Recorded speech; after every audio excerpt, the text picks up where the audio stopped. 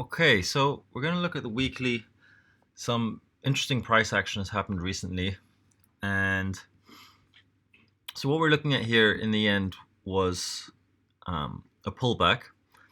And it's as yet unclear if this is the breakout of this pullback or whether this is a fake out. Okay. Um, that being said, a pullback generally will be in a diagonal sloping channel like this of some sort. And what we see here is almost a bullish engulfing candle. There's a wick here which isn't engulfed, but the body is engulfed, and we came right above it with the same volume as the week before, and then now we have another push out of this diagonal, what used to be diagonal resistance trend line coming down here. The EMAs. It's interesting, we didn't touch the 21, but we don't have to touch the 21 for the next big move up. It's nice if we do it. It's a great buying opportunity, but it's not a requirement for another potentially even very big move up.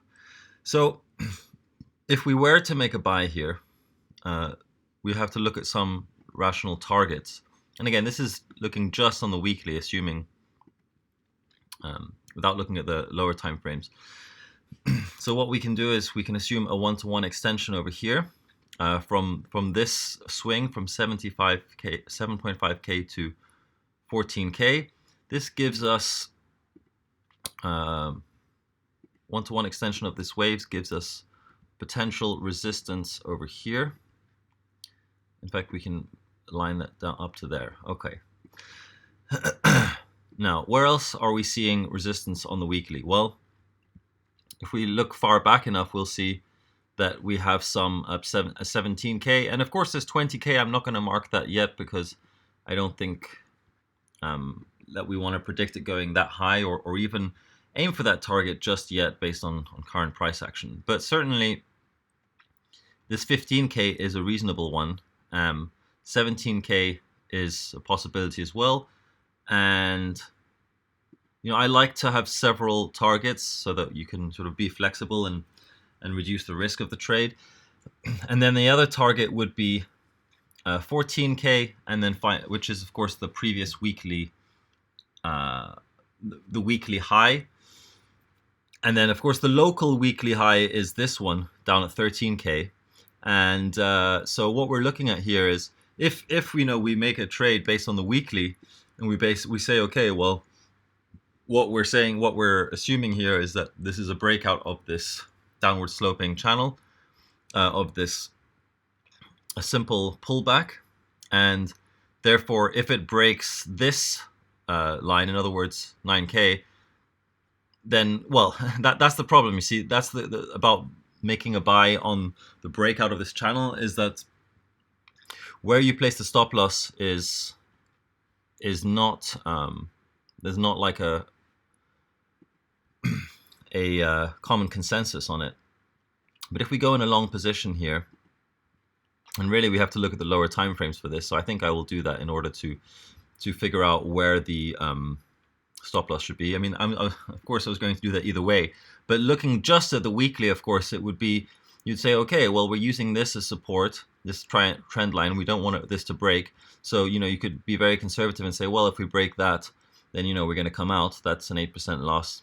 To be really safe, you would even wait until this channel is broken all the way to the downside, but then you'd be risking way too much. And probably in the middle would be a potential 22% loss. Now, of course, I think that but considering that the target is somewhere in this range, assuming it's here, this is not a reasonable risk to reward ratio, which is why we have to go down to the lower time frames to determine a more reasonable risk to reward ratio. Again, assuming that, let's put a red box here, assuming that our target is somewhere within this range, okay? I mean, I can even put it up to there, up to the 17k. This is going to be in red, and this is going to be red too. So somewhere in this range is where we want, with of course these specific lines as potential actual targets, is where we want to target. And then again, we're entering here And the reason we're entering, well, as I stated previously, is that we broke this downwards trending channel, and of course there's this really solid volume up here as well. Increasing bull volume, increasing over the 21 moving average. It was unexpected, certainly, somewhat unexpected. It wasn't, not terribly unusual for Bitcoin to make these big moves. But yeah, so as mentioned, this is the setup where we have the entrance here. And now we can, of course, start getting more specific, where we say, well, okay, this line could very easily break, and we come back to touch the 21 moving average, the orange line here, and then move up. Like, that's a distinct possibility. If we assume that, then we would say, okay, well, of course, this 21 EMA will move as and if or when we come down. But assuming that it's going to stay up roughly around here, I mean, it's not going to go any lower until the price comes down to it. So assuming it's about here, we start getting a much more attractive risk to reward ratio. Let's just zoom in a bit like that so we can get the end of this. Right. So of course 2.65% is, yes, 2.65 to 1 is very reasonable. And if we go to sort of the most, well, the other thing, let's look at some more factors, some more reasons for why we might want to choose this as or where we want to might place our stop loss. So of course, if we assume that this is the top, which is, basically the problem scenario, if we are entering along in the wrong place here and it starts going down, then this would be sort of the move to be looking out for. Assuming that we now just come down all the way to here, then you have the golden ratio here, which is where you would also expect to find support. So what does that mean? That means that a break of this line would be very problematic for a bull position entered at this point. So this, and this, of course, as I noticed before doing this video, actually I already have it here, corresponds with the 10,000. The 10,000 psychological is just below this. So it seems quite reasonable to say, very simply, if we break the 10,000, then we're breaking the golden ratio of this move up. And again, this is assuming that we come all the way down here. If we do, we could just buy here and then bounce right back up there. But if we do come down, it goes the wrong way, then we're breaking the golden ratio, we're breaking this diagonal trend line, we are breaking, this one isn't so relevant actually.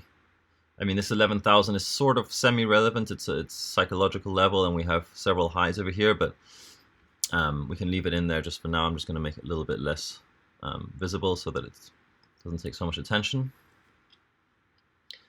So the real breaking point for me to want to say, okay, well, the probability of this trade working out has significantly decreased. And when I say working out, I mean reaching approximately the 14 to 15K region. And this, of course, would have us risking 13% for a 26% gain. However, if we look at this conservatively and say, okay, well, let's see what our first target is, which would be 13K, the previous local high, as opposed to the high of this whole move, which is 14K. Then it starts looking not so nice, And I think that it would be reasonable, without any further information, if I had to make sells in the dark of this long position, or in other words, closing this long position in the dark, I would say something along the lines of close 25% here, 30% here, and then 45%. And then of course we even have these higher targets. The 17K is it's a sort of it's just that weekly high from a while ago. I don't really want to target that unless it's going absolutely wild and there's nothing stopping the bulls. So I think we can actually even just move this box down here just to be conservative. And then of course, as I said, if it does go, if the price action is sort of very strong, then of course we could let it go up to there. But for now, just assuming we have those percentages laid out there, we would be exiting the whole position approximately at an average of about this price over here, 14K. This gives us 1.6 to 1, which again is not ideal. We really want to have about 2 to 1 at least, or at least I do for the trade that I want to enter. So this brings us down to a lower time frame. So what I'm suggesting with this one, the reason why it's important to go from the weekly down to the daily down to the lower time frames is to see, okay, well, at what point is this trade really, is it really invalidated? Where it's like, well, most of my assumptions about how or why it could go up are broken. And as I said, on the weekly, it's really, just this diagonal trend line is not enough. It really is all the way down here. On the daily, I think we can quite reasonably say that breaking 10K is quite problematic. But on the 4-hour now, we have an interesting opportunity here, whereby we have what I view as being a high risk but sort of very high reward trade. Let's first of all look at the reasons why I'm tempted to enter this trade. One is that well, the volume obviously is looking very, very solid here. Way above the 21, strong volume moving out of this breakout point, which is this diagonal trend line here, and then come back down to test it. And look at what we have here. We have several wicks pushing up from this diagonal trend line, and now, of course, also this horizontal trend line here at 11.5K. And this, of course, has also touched the 13 EMA, which doesn't hurt, as another potential support area.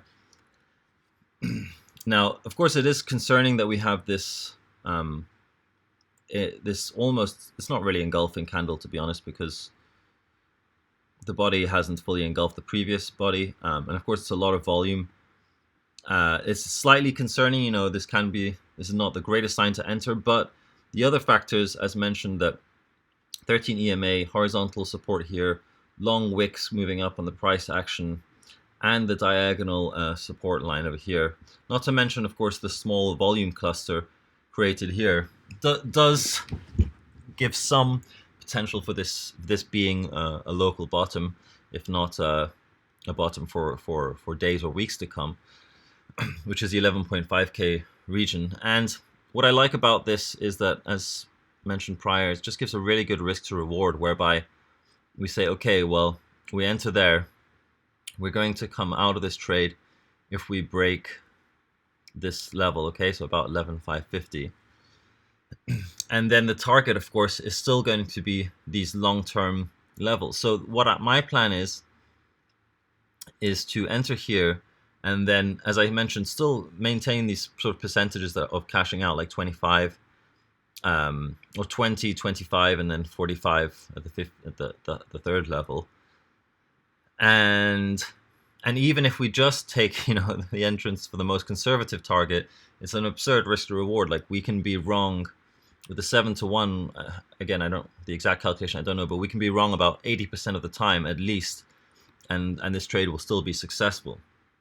So I view I think that there's a pretty notable probability that that this will fail, and that we will come and break down below this level. But the advantage I see, the advantage is two-sided. One is that we have the upside is really big, and two is that the alternative is to enter here and say, okay, well, we're only confident this trade is invalidated if we really break 10,000. So that would mean risking 15% of whatever. Can't see it because it's on the other side. Let's just do it like this. Yeah, risking 13% is huge. Whereas if this trade fails and we break this, then okay, we look for another reasonable entry, and again we try. Hopefully there'll be enough good reasons to enter. Well, we basically have to find another entrance point, because we're making the broader, longer term assumption that this is potentially a good point to enter based on the daily and weekly. So we say, okay, well, if this trade fails, we lose 1.68%, which is not very much, and then we look for a new entry point. Maybe it will be at the golden ratio, maybe it will be at the 1 day 21 EMA, or a combination of the two. There's a lot of other potential entry points after and or if this breaks. And then at those entry points, we would, as I said, we would risk maybe 1, 2, 3, 4%. And even if we enter those trades 3 times, we still wouldn't risk as much as we would if we just sort of go on the daily chart and nothing else. So that's why I'm going to enter this trade, and yeah, and then we'll just reevaluate as the price action continues.